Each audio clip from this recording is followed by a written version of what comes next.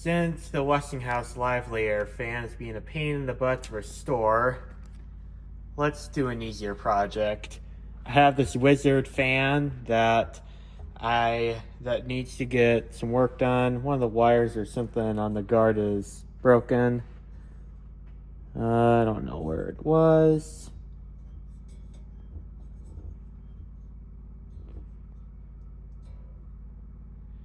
Yeah, there was one of these wires are pretty loose, or it could be from the back. I don't remember.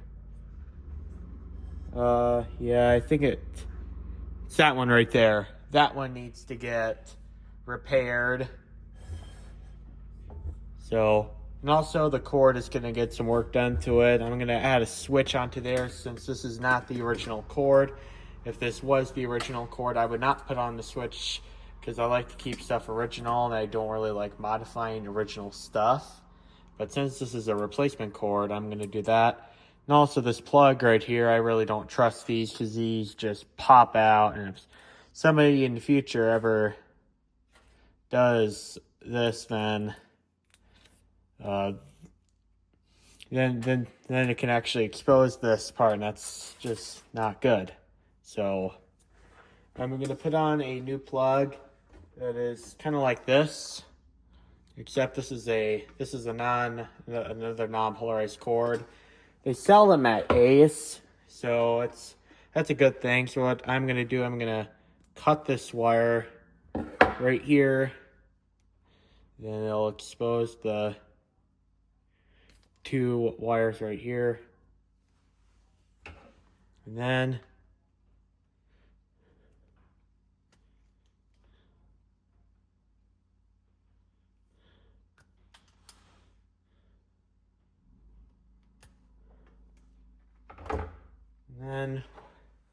I'm just going to put them into the corresponding prong right here. It doesn't matter which way it goes because this is a non-polarized plug. If this was a polarized plug, you'd want to pay a little bit more attention to which wire goes to where. But since this is non-polarized, I'm just going to do it like this. And make sure you get all the strands under that screw terminal. Because if you don't, you're setting yourself up for a hazard. And that's not good. Nothing worse than a fire when you're doing electrical work. And then we have this one. And because this is a stranded wire, we want to twist all of the strands together.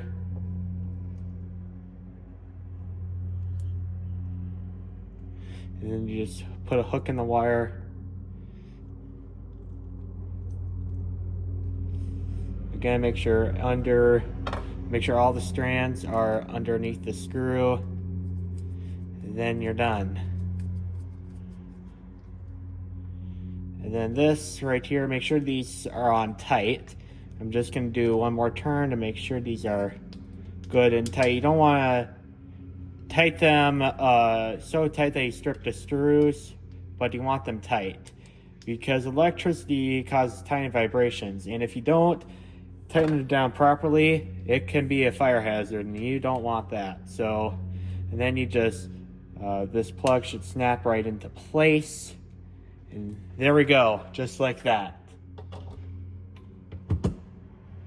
I like this plug a lot better. There we go. Now we're safe in that department. Now we're going to add the switch. Since the cord is white, I'm going to make this as a white. Now, I prefer the other type of switch. I don't have it out here right now, but I prefer it having the screw terminals, but these are okay. I like the clicking sound they make anyway. But this is what we're going to do. We're going to cut somewhere in the cord. I think I'm going to cut it here. And this right here is going to be the hot wire, which is switched. And if you don't cut this, it's very important that you do cut it because it won't switch off when you want to turn the fan off. And the reason why I'm doing this is because I really don't like plugging and unplugging the fan out of the outlet because it can actually damage the outlet, and that's just not any good. This is a flathead. Want to get this out, and the nut just went flying across the room, which is infuriating. I wish these had just a regular thread on them. That would make it much easier. Then we have this cord right here. Then this part of the cord is here. We want to get these metal tabs to where the wire is. So, for example, you just want to make sure they just do a tiny puncture in the wire. I really should have a better space to do this, but just for video purposes, it's just not going well. If I wasn't recording this, I probably would have a better grip of this. Now I'm just gonna have to find that nut that went flying across the room, and we'll proceed. I just got the switch connected. I finally found a nut. That was very, very frustrating.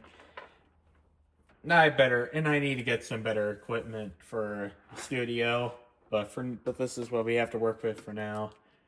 Now we're gonna make sure that we have proper continuity of the wiring. I'll zoom in a little bit. So with the two probes on the prongs of the cord, that's off. And then I flip this switch, and you can see we have continuity, so that means it's working properly. And then we want to make sure we don't have any leakage. I never took the back motor housing off, but I'm just making sure because something could have happened. Then I'm also going to work on making a better connection in the motor housing as well. So I will be taking that apart anyway, but yeah, it looks like we are good.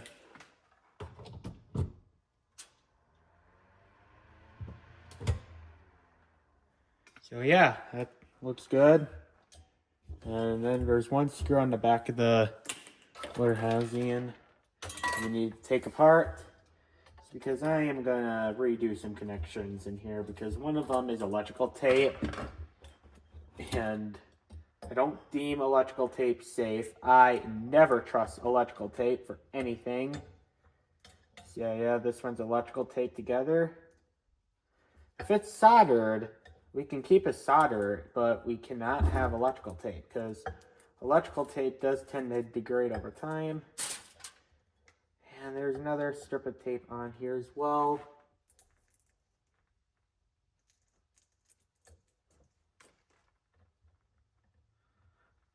But I don't know, that does not...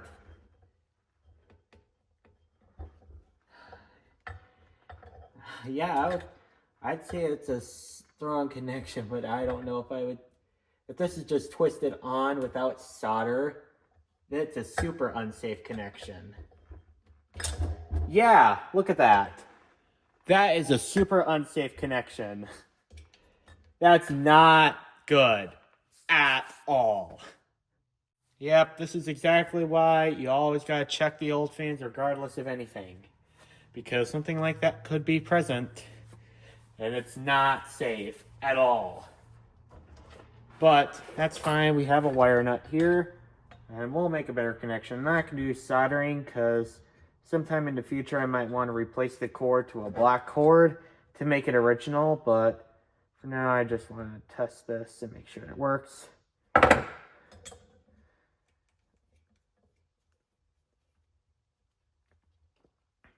And the bearings seem plenty happy still, but I'm going to put a little oil in this thing just for good measure. I'm going to wipe the excess off.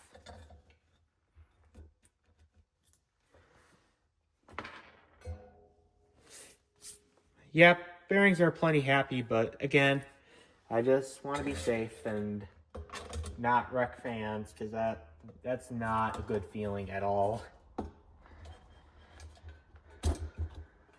And then we put the screw in.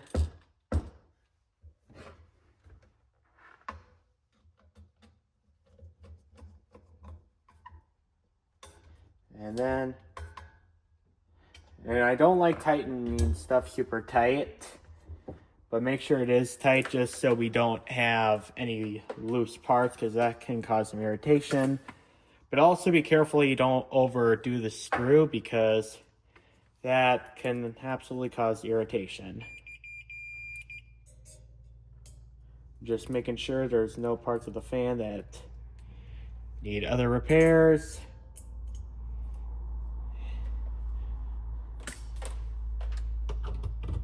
There we go. A much better connection with that wire.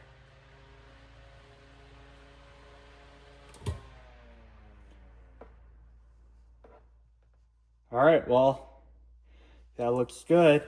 Now we just have one more thing to do, and that is we're going to take apart the cage so we can get the wire fixed. Now, there's some ways you can do it. You can do super glue. I mean, that's my favorite method of doing it. You could do solder if you could, but I don't know how to do this with just regular commercial grade solder. You know what? Actually, I'll change my mind. I think I'll do that. Repair, that's probably the best thing to do.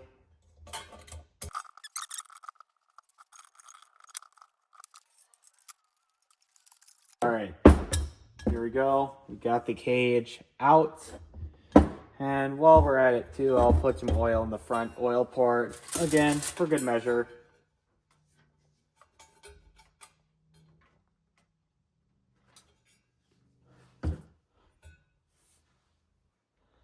There we go. The bearings are now happy.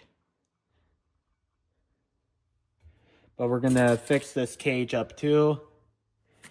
And what we'll do is I'll move some stuff out of the way. I'll move the fan to about here. And then I have this piece of aluminum foil.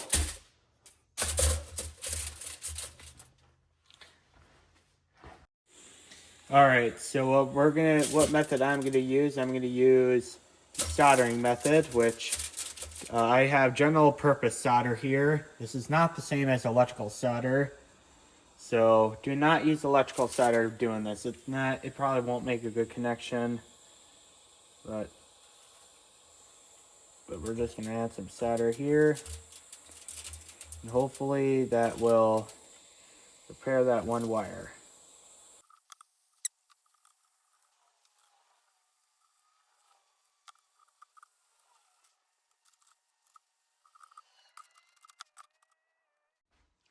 I just got the cage back on the fan. Used the one wire we had to repair. It's got some burnt marks on it, but overall I'm pretty pleased with the fan. And in all seriousness, I don't think the average person is going to know there's been a repair done to this. So I'd say it worked out pretty good. But I have this plugged up here. Let's see how it works.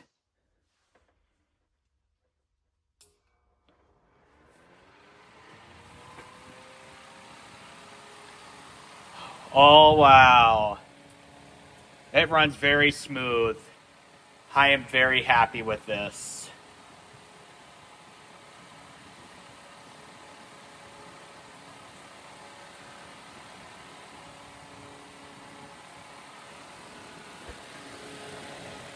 Now off. It's just a simple little cheap dime store fan from the 40s. But I gotta say, I'm very happy with it. And I might just forego this piece too. This would have been in the center of the blades, but this makes quite of a racket when it is on there. So I just took it off because I really don't like it. But yeah, glad it worked out. So I hope you guys enjoyed the video. Please like, subscribe, and out.